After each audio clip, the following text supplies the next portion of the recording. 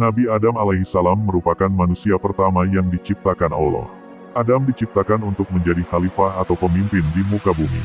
Ada banyak hikmah yang bisa dipetik dari kisah Nabi Adam alaihissalam. Suatu ketika, Allah subhanahu wa ta'ala memberitakan kepada para malaikat bahwa ia akan menciptakan makhluk dari bangsa manusia.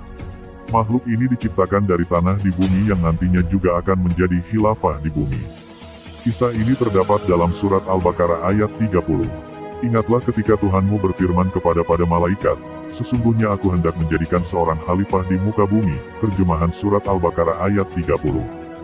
Allah pun memerintahkan para malaikat untuk mengambil tanah di muka bumi. Malaikat Israel berhasil menjalankan tugas dari Allah untuk mengambil saripati tanah di bumi. Allah lalu menciptakan manusia sebagai makhluk yang paling sempurna.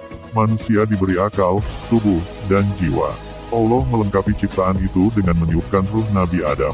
Saat ruh di mulut, Adam bersin sambil mengucapkan, Alhamdulillah, segala puji bagi Allah. Itulah ucapan pertama dari seorang Adam, manusia pertama di saga. Allah menyambut ucapan Adam dengan menjawab, Yarhamukallah, rahmat Allah atasmu, dikutip dari buku The Prophets, Kisah Hikmah 25 Nabi Allah karya Nian Novianti. Allah melengkapi Nabi Adam dengan ilmu pengetahuan. Para malaikat pun diminta untuk bersujud sebagai bentuk penghormatan pada Adam. Saat semua malaikat bersujud, ada makhluk berupa iblis dari bangsa jin yang menolak untuk bersujud. Iblis menolak untuk bersujud karena merasa lebih baik dari manusia karena diciptakan dari api. Mendengar jawaban itu, Allah lalu mengutuk iblis dan mengusir mereka dari surga.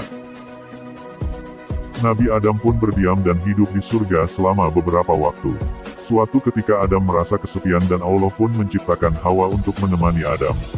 Adam pun menikahi Hawa dan mengizinkan mereka berdua tinggal di surga dengan syarat tidak mendekati pohon khuldi. Bertahun-tahun Adam dan Hawa mematuhi aturan itu hingga setan perlahan terus mencoba merayu mereka dengan tipu daya. Tipu daya berhasil, Nabi Adam lalu memetik buah pohon tersebut dan memakannya bersama Hawa. Namun, setelah itu Adam dan Hawa langsung dihinggapi rasa bersalah dan aurat mereka tiba-tiba terbuka. Karena melanggar perintah itu, Allah subhanahu wa ta'ala lalu memerintahkan Adam dan Hawa turun ke bumi. Adam dan Hawa diturunkan di tempat yang berbeda. Selama 40 tahun mereka saling mencari dan bertemu di Padang Arafah atau Jabal Rahmah, bukit yang penuh kasih sayang. Saat turun di bumi, Adam meratapi kesalahannya. Adam dan Hawa memohon ampun kepada Allah dengan bertobat. Bumi yang berbeda dibandingkan surga membuat Adam dan Hawa banyak belajar dari berbagai tantangan dan kesulitan. Mulai dari bercocok tanam, beternak, dan melindungi tubuh dari berbagai cuaca. Adam dan Hawa juga membangun keluarga di bumi dengan melahirkan hingga 40 anak. Banyak riwayat yang menyebutkan anak-anak Nabi Adam dan Hawa dilahirkan secara kembar, dikutip dari Nabi Adam alaihissalam, manusia dan nabi pertama di bumi oleh Abu M. Bintang dan tim di Faro. Sebagai khalifah di bumi, Adam juga diangkat sebagai nabi dan rasul yang bertugas berdakwah di bumi. Adam menyampaikan dakwah kepada istri dan anak-anaknya mengenai ajaran keimanan kepada Allah subhanahu wa ta'ala. Nabi Adam juga menghadapi persoalan antara anaknya, Kabil, yang membunuh Habil. Adam sangat murka terhadap Kabil. Allah lalu mengaruniai Nabi Adam dengan anak laki-laki yang tidak memiliki saudara kembar, yang diberi nama Syits. Syits merupakan anak yang cerdas dan berakhlak baik. Keturunan Syits kelak melahirkan Idris. Nabi Adam lalu jatuh sakit saat berusia 960 tahun dan berwasiat kepada Syits untuk meneruskan dakwah.